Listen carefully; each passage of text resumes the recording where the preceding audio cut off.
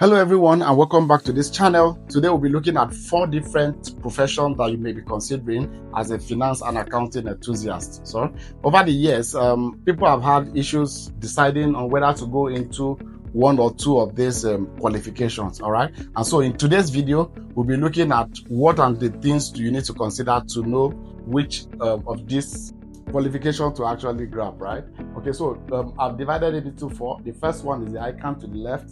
Down you have the ACCA, you have the Chartered Financial Analyst, which is the CFA, and then you have the Chartered Institute of Management. So I want to take these two by the left first, ICAN and then ACCA. So both of them are actually finance and accounting related, right? So finance and accounting in the sense that if you want to look at anything that has to do with finance, you want to do anything that has to do with accounting, ACCA and ICAN is actually good for you. So the basic difference between them is, ICAN is Nigerian based and ACCA is globally based, and the headquarters is actually in the UK. All right. So if you don't have any plans traveling out, you don't have plans, you want to remain in Nigeria, you want to practice accounting and finance in Nigeria, you want to go into advisory services, tax, auditing in Nigeria, of course, ICAN may just be something that you want to consider. But if your plans are to get a certificate that would be globally recognized, maybe you plan to get remote jobs for accounting and finance, or you want to travel out,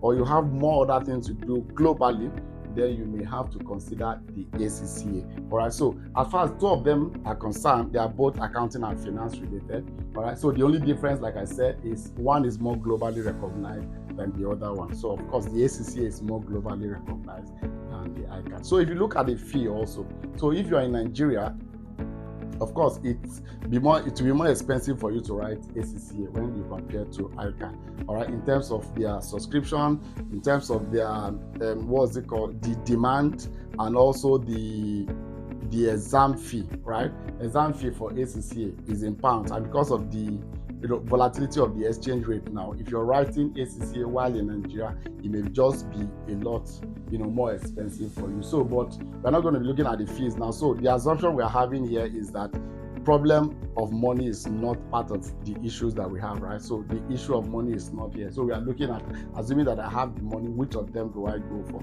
All right, so the choice will now be that am I going to travel out, or am I going to remain in Nigeria to practice finance and accounting? So either ways, you can now choose the 2 of them or any of them. So moving to the right, so we have the Chartered Financial Analyst, and then you have the CIMA. All right, so the Chartered Financial Analyst is just an aspect of these 2 by the left, right? So which is the CFA. The CFA is just an aspect of ACCA, right? Remember we said that ACCA has to do with finance and accounting, right? So CFA deals more on the finance aspect, right? CFA doesn't really look at the accounting aspect. So like I said, CFA is more shallow than ACCA when it comes to the category, right? The syllabus design. But when you get to CFA, now the finance now has more depth, right? So like the derivatives in ACCA, you have something like derivative, you have fixed income and all those, but they are on the surface. When you now get to CFA, those things are now dealt with into two. And so that means if you're doing CFA, you'll be more in depth into all these finance aspects of ACCA and ICAN that I've talked about. So if your plan is actually to practice investment banking, practice portfolio management, derivatives, hedging, accounting, and all of that, so your best bet might just be to go for the CFA. All right, but if you want something that has a blend of accounting and finance, and then you may just consider the ACCA. But either way, it's 2 of them, ACCA and CFA, they are both globally recognized, right? So if you come to CIMA,